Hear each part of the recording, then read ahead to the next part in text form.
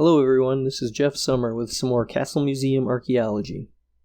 Annually, since 1999, archaeologists from the Castle Museum of Saginaw County History have conducted fieldwork in the Shiawassee National Wildlife Refuge, which is located in the center of Saginaw County.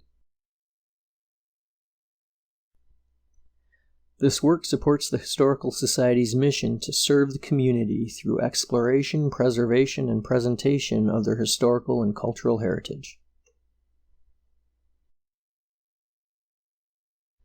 Before we get started, I should point out that it is unlawful for anyone, including archaeologists, to collect artifacts or conduct any type of archaeological fieldwork on state or federal land without first applying for and receiving the necessary permits.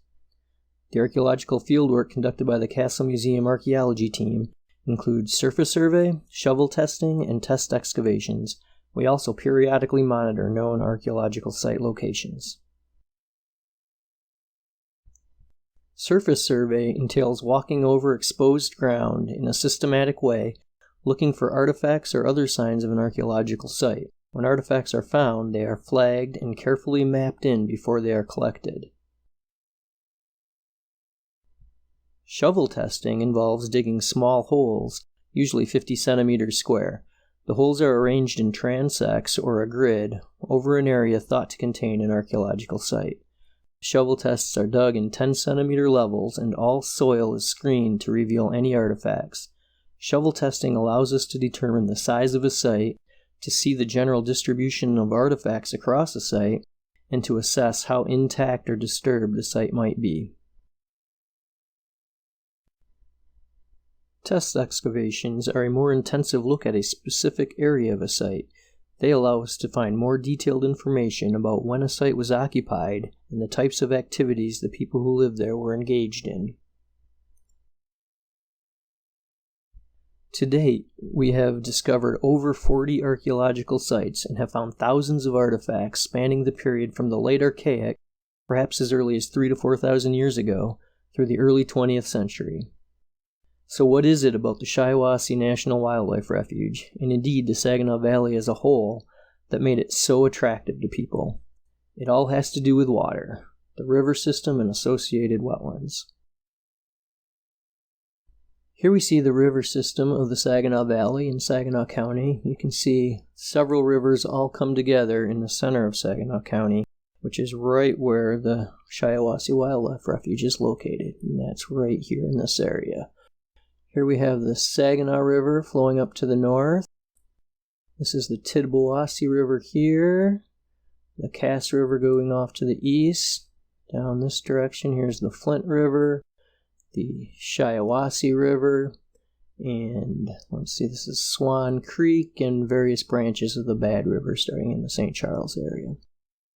But if we think of all of these rivers as arteries of transportation, we could see that people, as they travel along the rivers or along trails that follow the rivers, they would automatically be funneled into the center of the Saginaw Valley, right into the area of the Shiawassee Wildlife Refuge.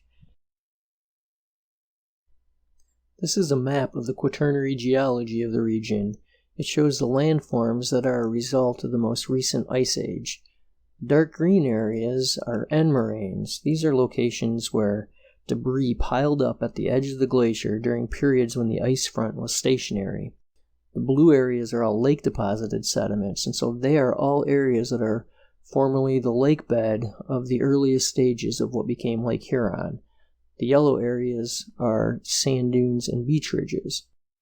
The important part about what this shows is that the Saginaw Valley as a whole is a relatively flat, low-lying area with lots of rivers cutting through it. And what you get when you have lots of rivers cutting through low-lying areas is a lot of wetlands. And here we see some of the rivers and wetlands that are present in the Shiawassee Refuge today. This is the Shiawassee River right here. This is part of the Spalding Drain. The Shiawassee River is located right in this area, and the Saginaw River, you can just make it out, is moving up to the north in this direction. But you can see that the wetlands, even today, are still really extensive. They would have been even more so in the past. The important thing about wetlands is that they are incredibly biologically productive ecosystems that support all kinds of plants and animals, which in turn would have attracted people to the region. These 4 species are not only common on the refuge today, we've also found their remains in some of the archaeological sites we have excavated. So now let's take a look at some of the artifacts we have found that provide evidence of people living in the refuge over the past few millennia. This is one of the earlier artifacts we found on the wildlife refuge. It's a gorget made from a slaty shale-like material. Gorgets are artifacts that are perforated with 2 or more holes and were likely strung on a cord of some sort and worn around the neck much like a necklace. This one is broken. It would have been symmetrical, so it would have had a wing on this end as well. So it would have been a dumbbell-shaped gorget. Sometimes these are referred to as constricted center gorgets. They were probably made around 3,000 years ago, so towards the end of the late Archaic period. Here we have a group of flake stone bifaces. The term biface simply means that these tools were made by taking flakes off of each face of the tool as they were being produced. They may have been hafted onto short handles and used as knives, or they may have served as spear points or atlatl dart points. Atlatl darts are simply short throwing spears that would have been thrown with the aid of a hooked throwing stick known as an atlatl. These items probably date from the end of the late Archaic, the Meadowwood period. Here we have a Meadowwood point here and here, right into the early Woodland period. And here's some early Woodland Adena points and an early Woodland Kramer point here. So they probably would have dated anywhere between 2,000 and 3,000 years ago. One of the key traits that identifies the Woodland period as opposed to the earlier Archaic period is that in the Woodland period, people in this area began making ceramics out of fired clay. They would gather clay from the riverbanks and temper it with crushed stone initially, then later on in time they also started using crushed shell. We have a very few pieces of the earliest pottery in this area found on the refuge in the early woodland pottery, but starting in the middle woodland, around 2,000 years ago, we began to find quite a bit more. Here are 4 examples of a middle woodland style of pottery called greenpoint ware, and the decorative technique is rocker stamping, and that was made by rocking a clamshell across the face of the pot while the clay was still wet. And so you can see sometimes that shell was notched on the edge, so you get dentate rocker stamping, and so you get this pattern here, rocking back and forth.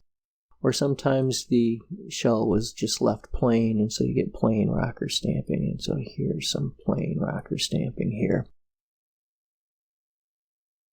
And here's some more pottery, this from later in the late woodland time period, just showing some different surface treatments and decorative techniques. All the decoration on the pottery from this area was made by pressing designs into the clay while it was still wet. There's virtually no painted pottery from this region. Continuing on in the woodland period, here we have some middle and late woodland projectile points and knives. These across the bottom are probably all, well, these 2 rows are probably all good middle woodland styles, with the top row being late woodland here. I have some Jack's Reef points and some triangular Madison points. And these are probably true arrowheads. The rest are likely atlatl dart points or objects like this, probably a knife. Even some of these could be hafted knives as well. We also find artifacts from the historic period, starting in just after the time of the first European contact, right up through the 20th century. Here we have a couple of gun flints, here and here, but they could be as early as the 17th century, right through the 19th century. This is a lead musket ball here. Also have material dating from the logging industry, so the mid to late 19th century, probably around the 1870s primarily. This is the head of a pike pole, And you can see right here that it's stamped with a TBC, and there's an O there. This is for the Shiawassee Boom Company, and they probably had a boarding house on part of what is now the refuge. And then also there's some bits of late 19th, early 20th century ceramics and glass. This is probably from a glass medicine bottle here. So a variety of material right up through the historic period. We are really fortunate that we were able to establish a cooperative agreement with the U.S. Fish and Wildlife Service that allows us to curate artifacts from the refuge at the Castle Museum. This keeps them locally available for scholarly research and for public display.